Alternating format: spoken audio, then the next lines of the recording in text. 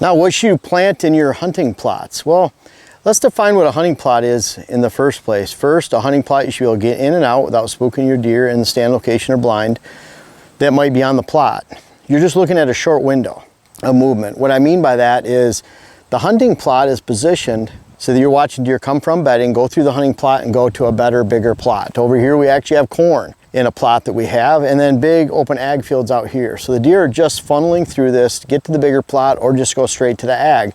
So we hunt off to the side with the wind in our favor. We access through a tunnel of switch, go through some brush and a mowing, and then get into the back of a redneck that we actually have to trim out because the brush is going up into the windows. It's that hidden. We never have deer. Look at that redneck, it's hidden so much. It's in a gray dogwood cluster. We'll actually bring in our steel gas pole saw and cut that out, cut those lanes out, make sure we can shoot it. But bottom line is, you know, we have this plot, now what do we do with it? Now, what we find is a plot like this size, we're at about a 1/4 acre, maybe 1/3 of an acre. We can plant this plot and there's enough green vegetation because of the supporting plots and ag field around that we can get a good crop of brassica and greens to last all the way through the hunting season. Lasting all the way through the hunting season is really the determination for what you should plant. For example, if I went up to the UP in Michigan, northern Minnesota, Wisconsin, these extreme northern areas, North Dakota, and you get those cold frigid temperatures, and I plant clover in a small 1/10 of an acre plot, what I found personally is it doesn't last. It'll be down to the dirt.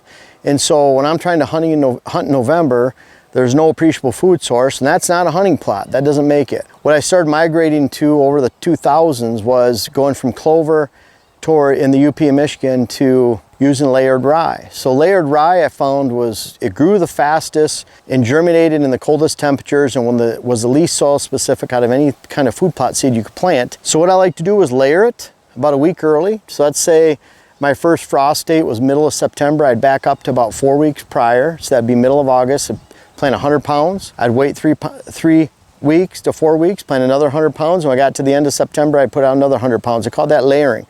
So it's rye layering. And the whole idea is you're trying to fill the volume this way, fill the growth horizontally in the ground. You have some older growth, some mid, and some very young. And I found what the deer would do is eat through the old stuff to get to the young. So they'd create circles out there in your food plot. But bottom line is it gave you a lot of volume. You'd stand next to the plot and not be able to see the soil. That's one way. Now when you get into ag areas, that's not very attractive. It'll not compete with a food plot that we're going to make right here. So we find in a spot like this, I like putting our Brassica Blend. We have the Big Boost Brassica on this side. It's my own personal seed blend. I invite you guys to check it out on our website. And then on this side, we have our Fall Power Greens. They're both made for light tillage. What I mean by that is light tillage or throw on the ground and let it grow. I don't like saying throw and grow because there's usually a lot of ryegrass and junk in there that's not really a good food source. But when it comes to this area in here, we're going to spread our big seeds on one half, meaning the tillage radish, the buckwheat, and the peas, and the fall power greens. They all germinate really well. Spread that in there, and then we're going to smash this all down. The problem is I'm not going to be able to plant here for about a week and a half more. And so this buckwheat will be about this high. I'll plant those big seeds in here, smash it down, but I'm going to smash the whole thing down because I don't want it to be so tall that it's catching my brassica and I'm not getting good coverage. So I'll come in here, I'll plant the big seeds, smash everything down in here, I'll spray and roll it with the Packer Max. They're called the Packer that we use with the ATV. We'll smash this all down, I'll spray at the same time. And because my sprayer is 10 feet wide, it has a 10-foot boom, then I'll spray every other row. We'll get a good spraying on this, get a good control of any weeds that are down here. Buckwheat's a great smother crop. There's hardly any weeds in here, but I don't want this to grow either. I don't want it to come back up, all this thick vegetation, because it starts to shade out the seed. So I want it to die, and I also want it to dissipate into the soil and offer good organic matter that's offering nutrients to the soil and putting back to the soil. So that's a big plan for this right here. And then I have late season planted buckwheat that deer really love and crave when there's nothing else green in the woods, everything's dying, and it's mixed with the peas and the tillage radish. It's a great early to late season blend with different offerings that all improve the soil in some manner. On the other side, I had the Brassica Blend. It has a lot of tillage radish into it. Gives you a lot of volume. Different than over here. This is a green blend, high attractive. I actually add rye, layer it, 150 pounds per acre, about 4 to 5 weeks later. So this is going in mid-August. And then on the other half, I'll add the Brassica. This half, I'll cover it with rye. I'll cover the peas, buckwheat, tillage radish with rye. about 4 or 5 weeks later, and then the brassica will be standalone. The good thing is about a small hunting plot, if you're doing that method, we've done this down as light as 1/8 of an acre, is that if you get to a point where your brassicas are overbrowsed, they didn't grow for some reason, just cover the whole thing with 150 to 200 pounds of winter rye per acre and enjoy the season. Because that's your fail-safe in any hunting plot and what you should plant. Whether you cover it with wheat, you cover it with rye right before the season begins, you're gonna have that nice, fresh, young green growth.